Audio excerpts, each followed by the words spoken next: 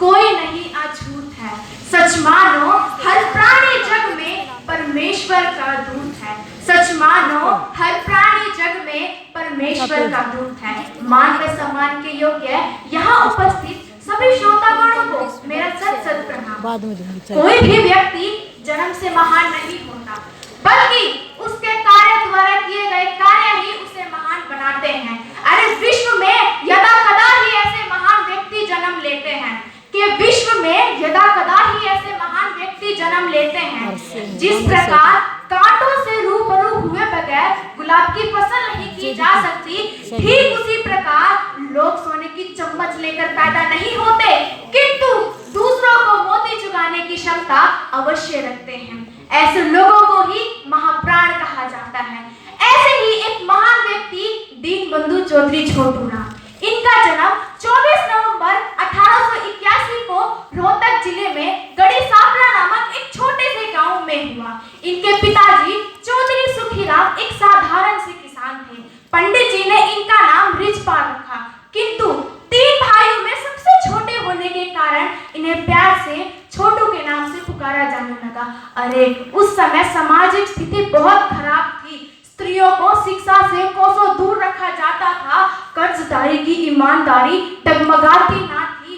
5 के 500 वसूल किए जाते थे, लेकिन सारे पैसे वसूल किए जाते थे।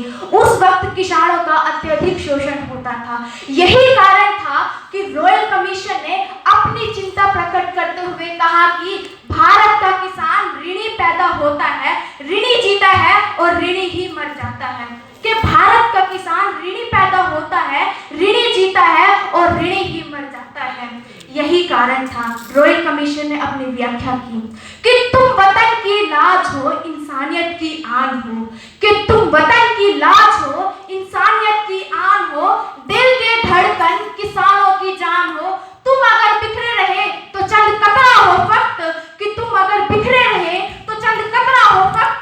तुम अगर मिल जाओ तो बिखरा हुआ तूफान हो, कि तुम अगर मिल जाओ तो बिखरा हुआ तूफान हो। एक दिन चौधरी छोटू राम ने अपने पिताजी का शोषण होते हुए देखा। उनके मन में स्वाभिमान की भावना जागृति। वे इन शिक्षाओं पे विश्वास रखते थे जिनका जवाब ईंट का जवाब पत्थर से देना चाहिए था। फिर उन्होंने रोहतक में वकालत करना शुरू कर दी। अरे फिर उन्हें विचार आया कि मैं सिर्फ वकालत करने से इन किसानों का भला कैसे कर पाऊंगा। तो उन्होंने किसानों को एक पाठ पढ़ाया, स्वाभिमान का पाठ पढ़ाया। उन्होंने कहा, हे किसान, आज तक तूने शांति और संतोष का पाठ पढ़ चुका है, किंतु मैं तुझे अशांति और असंतोष का पाठ पढ़ाना चाहूंगा। अरे शांति और संतोष तो पुरुषार्थ के शत्रु है। यदि तू जीवित रहते हुए भी, यदि तू जीवित रहते हुए भी इस जिंदा कब्र में नहीं रहना चाहता है, तो चल उठ, शेर की दहाड़ सीख, नदी सा शोर पैदा कर, समुद्र का ज्वार भाटा बन जा। चल उठ। याद रख, अभी भी तूने उठने में सुस्ती दिखाई, तो मैं तेरे टांग पकड़कर चारपाई से नीचे गिरा दूंगा। इस प्रकार उन्होंने किसानों को स्वाभिमान का पाठ पढ़ाया। गल चुकी है बुनियादें, हिल चुकी है दीवारें।